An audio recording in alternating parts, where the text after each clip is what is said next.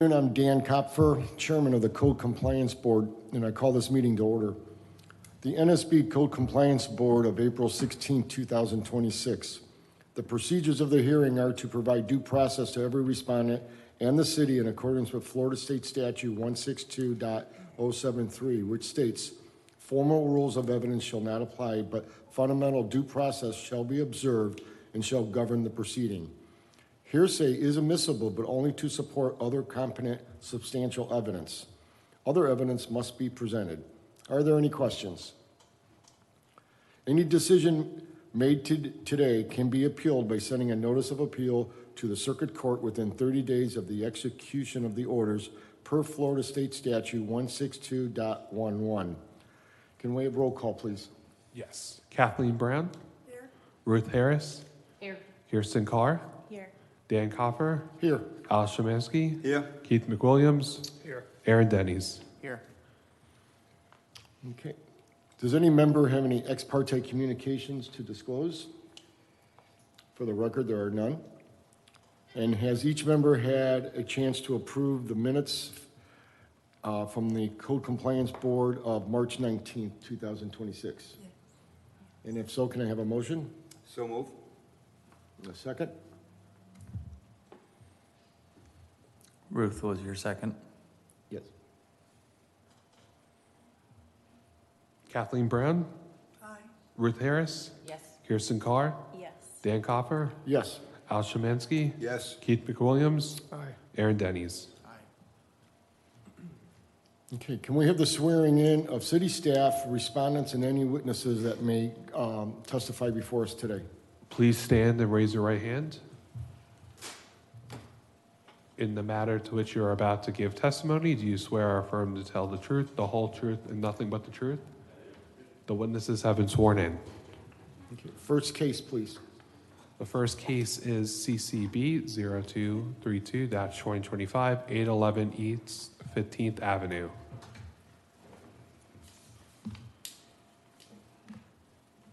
Good afternoon. So this case was before the board on March 19th, 2026, and was found to be in violation of Section 26171, permits required. The notice of violation and notice of hearing was signed for, hand-delivered, and posted.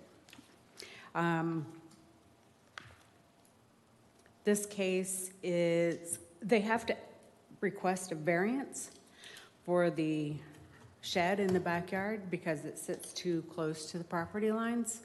So if we could continue this case until the May 16th hearing. Any questions from the board? No. Do I have a motion? I move that we accept the recommendation. I second. And just one point, there's nobody else here to speak on this. And that's your recommendation? sorry, yes. Yeah, just want to make sure, any public comment? Didn't think there would be since we're continuing, just wanted to put it on the record. Kathleen Brown? Aye. Ruth Harris? Yes. Kirsten Carr? Yes. Dan Kopfer?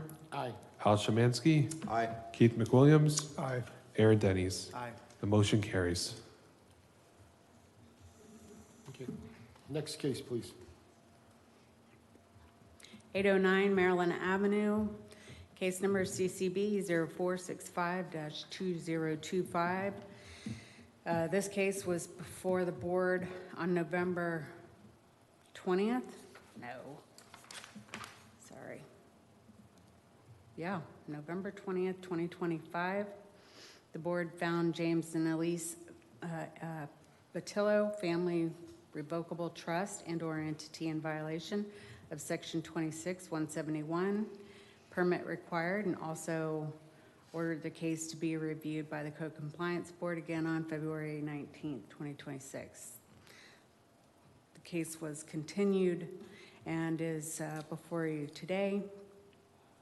The board order was mailed certified mail to the property owner and was signed for and accepted on February 23rd, 2026, and posted on the property on February 24th, 2026. This one also, I'm going to request that we continue this case until May 21st. The property owner had to get approval from the council or commission to keep the, a right-of-way use, and they were approved last month. And then they have to remove some of the pavers still. The west side of the property, because they don't meet the setbacks. So they do have an issued permit at this point. But if we could continue the case until May 21st, 2026, it's the understanding of the property owner that hopefully the guy who did the pavers will be out next week sometime to remove the pavers that need to be removed. Would anybody in the audience like to speak on this matter? For the record, none. Any motion?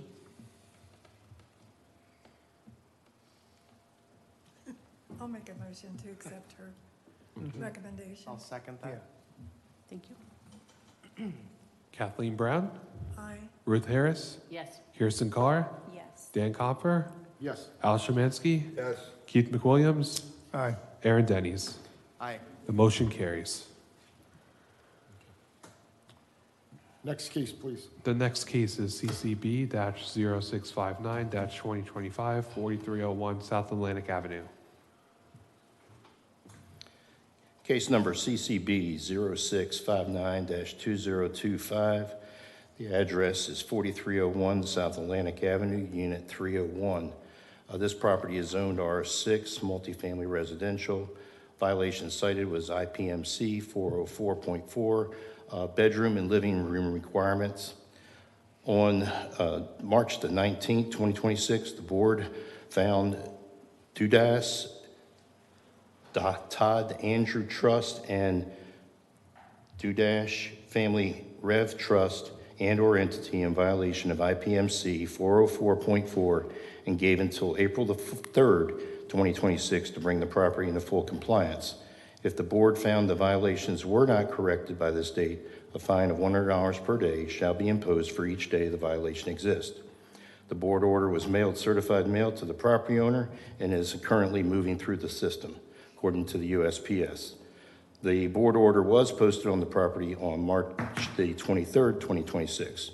To date, no inspection has been conducted pardon me, to determine if corrective action was taken. On December the 19th, 2025, an inspection was conducted where the violation was observed. The owners have not been in contact with me or Kathleen to schedule a re-inspection. It is staff's recommendation the board impose a fine of $100 per day commencing on April the 3rd, 2026 and continue until the property is brought into full compliance, fine not to exceed the maximum amount of $15,000.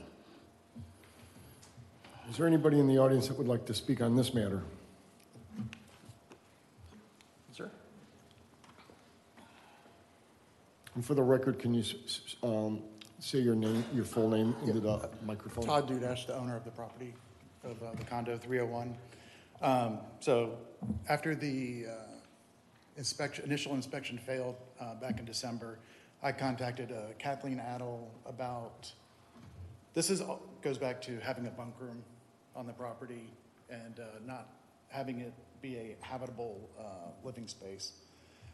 My request to Kathleen was to kind of just make that an owner's closet, put a lock on it so that when it is rented out, it's not used. And her response was, it has to be unlocked, which made no sense to me. That a condo that's used for personal use and for rental seems like it should be able to have a lockable owner's closet. I've seen that many times when I've rented properties, right? So I haven't requested re-inspection because I haven't received an answer, or I wanted to be able to speak here, I guess, to see. It seems like a reasonable request to just lock it off so it's not a rented, part of the rental property. It's been removed from the description of the property. Pictures have been removed from the Airbnb advertising, so.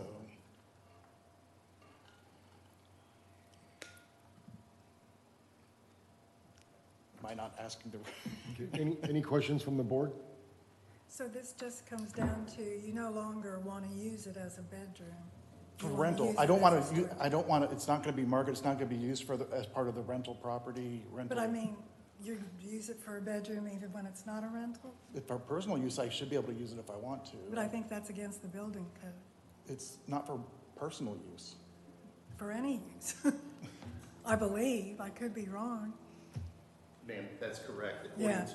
According to the code cited, living spaces have minimum footage requirements, and the minimum footage requirement for a living space that contains a bed is a minimum of 70 feet, would be 7 by 10 feet, and this is approximately 40 square feet.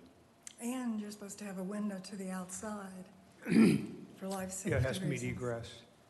If it's a habitable So if I bedroom. can't use it for personal use either, then can I still put a lock on it, call it a closet, and I won't even have, Oh, I don't, do you know anything about putting a, It's designed designed and built as a storage closet. Storage closets can go ahead and be locked personal spaces. That wouldn't be a situation. But there would have to be an understanding that to return it to a living space would be a violation of code. And just because it would be removed or possibly locked from viewed from anybody else, if another complaint came in, it would be investigated as such and could be considered a repeat violation.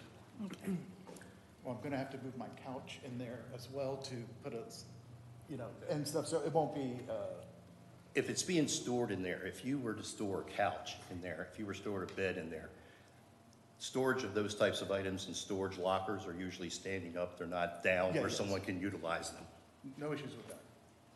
So, See, it says something about the bedroom and living room requirements. So is there 2 rooms involved here? No, the code itself is referencing to living spaces, and living spaces are considered bedrooms, Sure. dining rooms, kitchens, anywhere where someone lives or could possibly reside or sleep or obtain, meal type thing. The exemption would be for situation when we look at living spaces as an example with smoke detectors. We don't require them in bathrooms, even though, yeah, I guess you could sleep in a bathtub, but it's not reasonable. It's not a habitable space. Same thing with a kitchen. Kitchens and bathrooms are exempt from smoke detectors, but the entire rest of the property is considered living space with the exception of storage closets, hall closets, those types of things. so let me clarify something. So if he was just to say that, well, it's going to just be a storage room and it's going to be locked, at that point, would you guys just be able to do the inspection again for? It would require, because our last inspection showed it to be used as a living space with a Right. bed. So you In guys order to do- clear the violation, we would have to verify that it was no longer being used that way. Right, so you guys do another inspection and come back and see that it's a storage closet at that point? Is Right, then that would right? end the violation, yes. Okay, so how do we do that? I don't know what our next course would be. Are we able just to push it to like the next meeting if there's time to do the inspection? I don't know how long that normally takes. Again, this is a board decision, that's not for me to make. The staff has made our recommendation. This case has been ongoing since the issue was noted on December the 19th, if I recall, of 2025, and this is now April. So there was notification made by the notice of violation. There was also notification made by the BTR report that Kathleen Adel has sent out stating that it was failed and it's been a violation. And as you can hear by his interest, he would like to utilize it, but unfortunately, it's a code violation. So I don't know, I understand. that's completely up to the board, though, whatever Okay, the yeah, board this- wants to do. This isn't really a motion, but I'm just saying that I'm okay with the idea of them doing another inspection and then taking a look at it from there and us sort of deferring to see. I'm not making a motion, I'm just saying I'm okay with that. Right.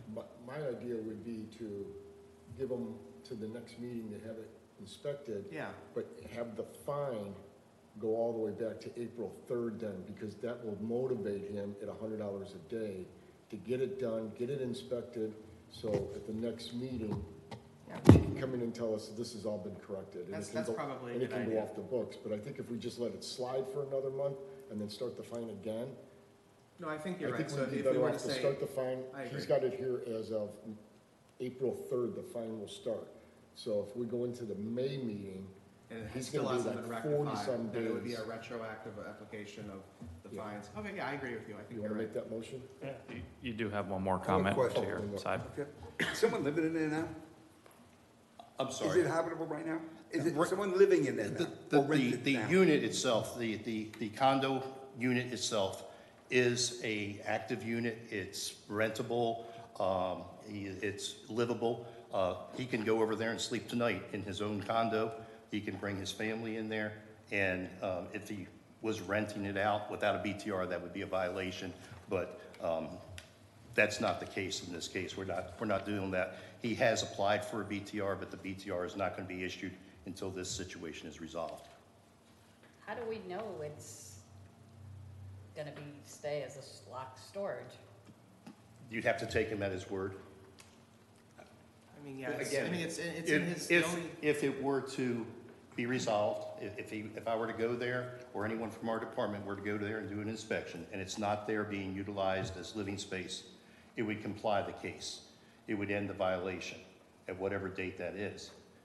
If 6 months down the road, he decided to put the bed back in there or do something else, put a desk in there, make it living space, it would technically be a violation, but we wouldn't know that unless we received a complaint.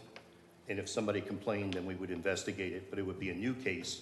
But because you've already issued an order on the case, we would look at it as a repeat violation, which would have enhanced fines.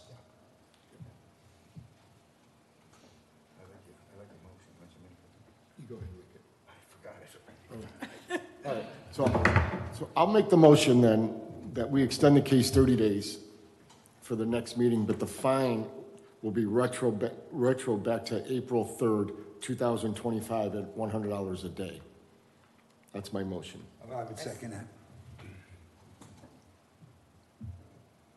Kathleen Brown, Aye. Ruth Harris, Yes. Kirsten Carr, Yes. Dan Coffer, Aye. Al Szymanski, Aye. Keith McWilliams, Aye. Aaron Denny's. Aye. The motion carries. And sir, let me read this to you. The respondents are further ordered to contact the code inspector to verify the compliance with this order and to also be aware that the respondents have the right to appeal the order when it comes out within 30 days. Any violation of the same code by the respondents within 5 years from the date of the order shall be treated as a repeat violation of which a fine up to $500 per day may be imposed. Thank you. Thank you. Any other questions from the board? Nope. Okay. Then I will conclude the meeting then. Thank you. Was 6A done? Did 6A come off? It's withdrawn. It was withdrawn, okay. Just, well, before we do, just to say, I wanted to say, welcome to our new member. Thank you. It's good to have you with This was us. a quick meeting. Yes. Damn. Most of them go Yeah. at least 4 or 5 hours. No, Are they? it's a joke.